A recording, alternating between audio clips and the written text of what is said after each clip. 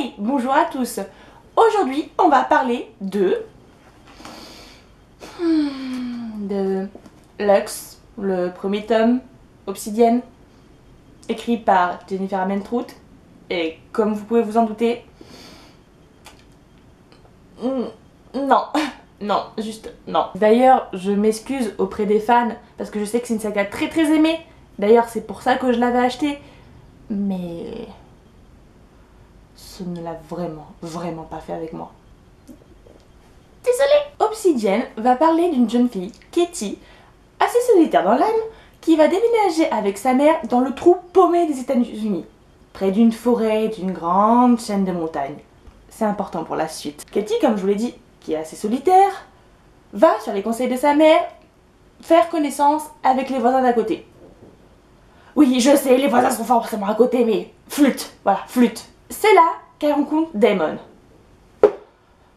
Franchement, Damon, pourquoi? C'est le prénom le plus cliché au monde, quoi. Stop avec Damon, stop. Damon est un bellâtre qui se révèle être un pur connard. Et ce sont les propos de Katie, hein. Je me permettrai pas quand même. Enfin si, je me permettrai, mais là c'est vraiment l'héroïne qui le dit. Katie va se lier par la suite avec la sœur de ce dernier et va finir par découvrir qu'il cache un mystérieux secret. Oh là là, trop de suspense. Sincèrement, est-ce que j'ai besoin de te la refaire? Une jeune fille, vivant seule avec un parent, déménageant près d'une grosse forêt dans le trou paumé des États-Unis, tombant sous le charme, bon, rencontrant un beau garçon, riche, mystérieux, et qui cache un mystérieux secret. Ça te rappelle rien? Vraiment, ça te rappelle rien?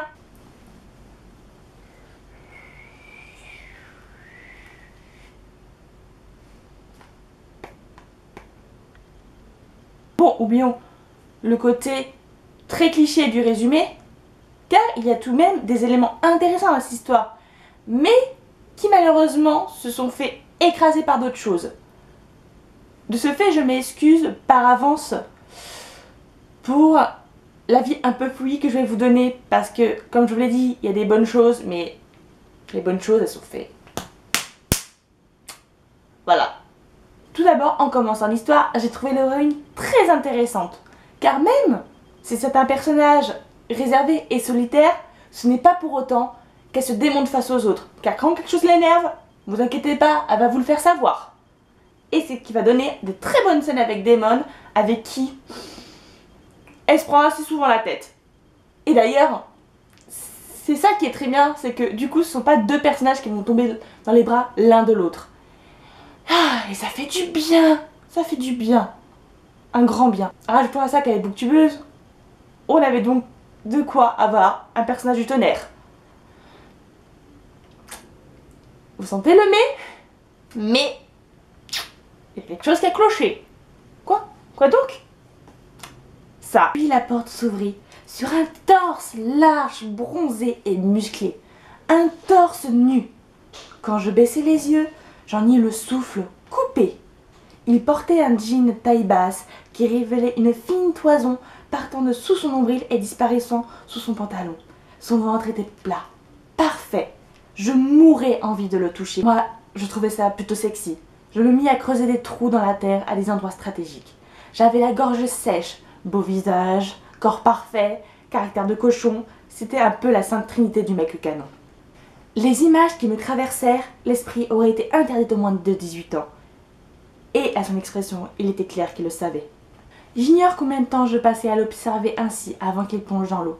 J'avais le feu aux joues, exhalant. Je me rendis compte que j'avais retenu mon souffle. Il fallait que je me reprenne, ou que je cours chercher une caméra pour immortaliser ce moment. J'aurais pu me faire beaucoup d'argent en vendant une vidéo de lui. Je pouvais devenir millionnaire du moment qu'il n'ouvrait pas la bouche.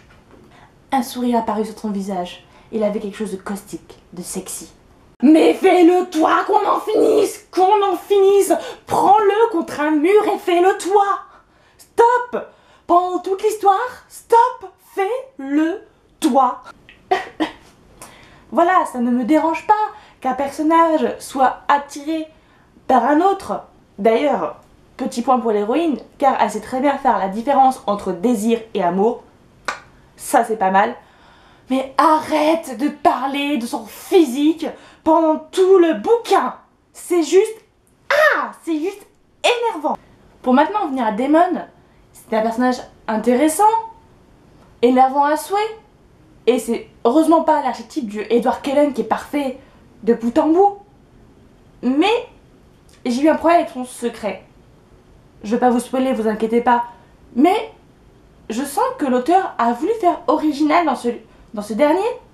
Mais quand j'ai découvert ce que c'était, j'ai ri. Oui, j'ai ri. Je suis désolée, j'ai ri. Certes, il y a toute une explication super dessus, avec une mythologie recherchée, un désir d'originalité. Mais ce ne l'a vraiment pas fait avec moi. En y réfléchissant, c'est ça qui est vraiment dommage avec cette histoire, ou plutôt ce type d'histoire, c'est pourquoi est-ce que le personnage surnaturel, vous vous doutez bien que Damon est un être surnaturel, doit être canon et sexy et mystérieux. Ne serait-il pas plus intéressant que justement, comme il doit cacher son secret, il soit physiquement banal et sociable, qu'il ait plein d'amis, comme ça personne ne s'intéresserait à lui, ou tout du moins à sa vie privée, et personne ne risquerait de découvrir son secret. Et c'est ça le reproche que je fais un peu à toutes ces histoires toutes ces histoires surnaturelles. J'en connais pas qui fassent ce schéma du banal et sociable. Ce serait vraiment tellement intéressant. Vraiment.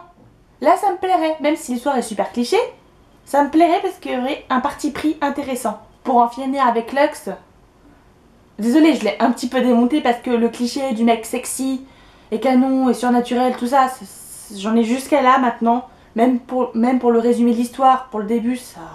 Voilà. Par contre, c'est un livre qui se lit très facilement, qui est agréable, qui est très intéressant, qui est recherché au niveau de la mythologie. Mais je suis désolée, le cliché du mec surnaturel, je n'y arrive plus. Voilà. C'est juste le gros point qui m'a tout gâché. Cet avis n'engage évidemment que moi. Je vous recommande bien sûr d'aller le lire et de vous faire votre propre opinion à ce sujet. Et bien sûr, si vous le désirez, venir échanger avec moi en commentaire pour voir ce que vous en avez pensé. Donc voilà, c'était ma deuxième vidéo. Elle était très fouillie et un peu moins longue que la première, j'espère. Je vous souhaite du coup de prochaines bonnes lectures et à la prochaine!